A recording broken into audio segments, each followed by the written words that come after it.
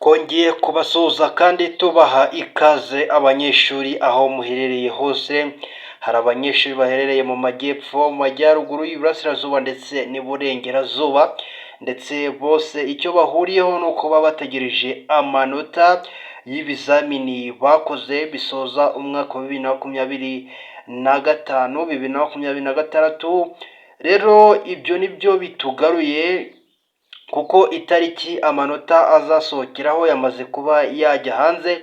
Ikindi kintu, uburyo amanota azarebwa, ubwo buryo bwabashije kuba bwahindurwa. Ikindi kintu turaza kubabwira ni uko amanota bazafatiraho nayo yamaze kujya hanze.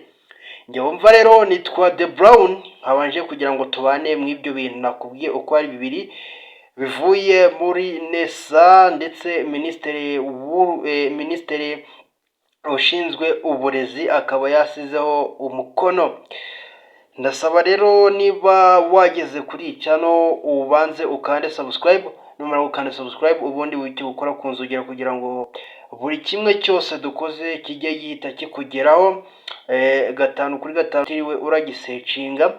Abantu bakoze subscribe, thank you so much, muraba agaciro, appreciate you, ndabakunda cyane. Abantu namwe mwakoze subscribe mukaba muri hano, niko mumeze neza. Imana ibarinde, mumpe umwanya wa mutoya ubundi tuganire, mbabwire itangazo ukuntu rimeze, ukuntu byanditse, ukuntu babitangaje. So rero nizere ko mumeze neza. Rero Imana ikomeje kubarinda, nta muntu n'umwe ufite ikibazo. Ikindi, abanyeshuri mufite ubwoba bwinshi muvuga muti tugiye gusibira, amanota bayazamuye hejuru.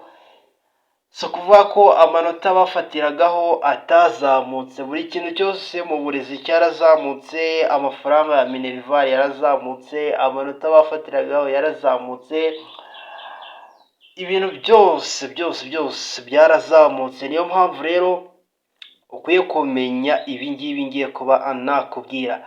Duhereye ku gihe rero amanota azasohokera, itariki y'agateganyo yashizweho na minisitiri ushinzwe uburezi ni itariki 20 z'ukwezi kwa munane mu mwaka wa 2026. ngira ngo iyo tariki abantu benshi bagiye bayibona ku mbuga zigiye zitandukanye za NESA ko yamaze kuba yahagera.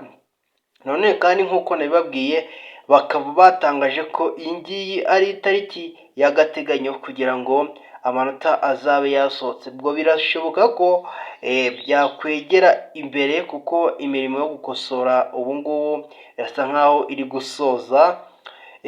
Ubwo rero birashoboka ko byakwegera imbere ho gatoya, wenda ikagera muri 21, gusa ntibyarenga 22 mu kuva basizeho itariki y'agateganyo, cyangwa se iyi tariki ikaba yo ya nyayo, tariki 20, abanyeshuri bagatangira bakareba amanota yabo.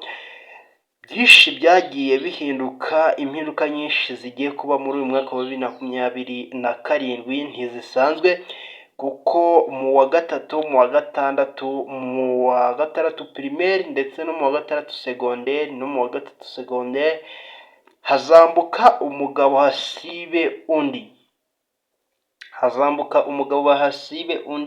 Niba uzi neza ko wakoze ibintu no gukora utari kubaramo amanota ari hejuru ya 70, wowe mukobwa menya ko usibiye rwose mu mwaka wa gatatu. So rero nawe muhungu, niba utari kubara amanota 75, menya ko usibiye mu wa gatatu. So rero aba muri primaire muribaza ngo mwebwe bimeze bite? Mwebweho barabahondaguye, babataye kure. Ni ukuvuga ngo ho hazimuka intwari, kuko ntabwo bisanzwe. Amanota yo muri primaire yarasanzwe bafatira kuri menshi, ariko ubu ho barushijeho.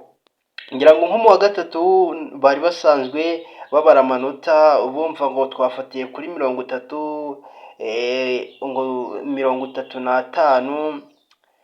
27, 25 gutyo, ntabwo amanota ubundi yajyaga arenga aho ngaho. Ubwo rero ubu ngubu amanota yose ari ku ijana. Ubu ngubu amanota ari ku ijana.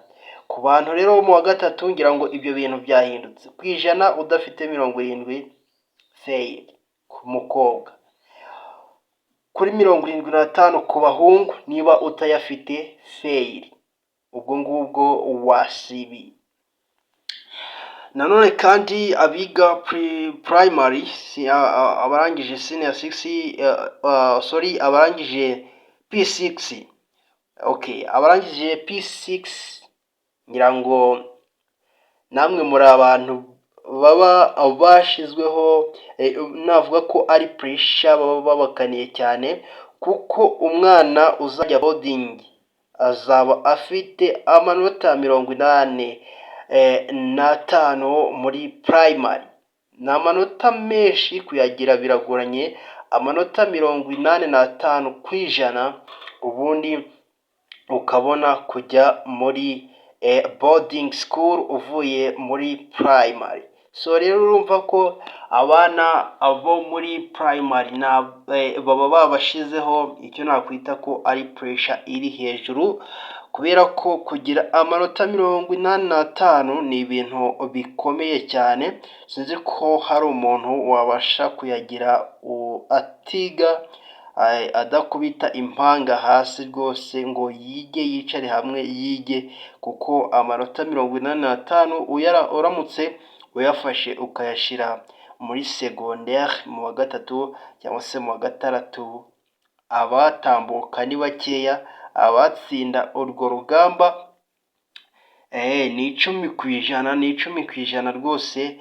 Urumva ko abana batoya baba babashizeho igitutu kidasanzwe, baba babahanitse mu bijyanye n'amanota. Ngira ngo rero itariki y'amanota nabibabwiye, amanota bazafatiraho twayabonye. Uburyo bwo kuyareba nibwo busigaye, abantu baribaza ngo niba byahindutse bite. So rero nta kirenze cyahindutse, gusa ni akantu gatoya kahindutseho. Amanota n'ubundi kuyareba no gucya muri SDMS, gusa ikintu cyahindutse ni system ya SDMS. Hari ukuntu hari option, hari amahitamo abantu bagendaga bahabwa, ubu noneho byarahindutse. Iyi system uburyo yakoraga barahinduye ku buryo kureba amanota ubu ngubu bisaba kugira ngo ube ubizi neza. So rero video yuko bazajya bayareba ndayikora mu kanya.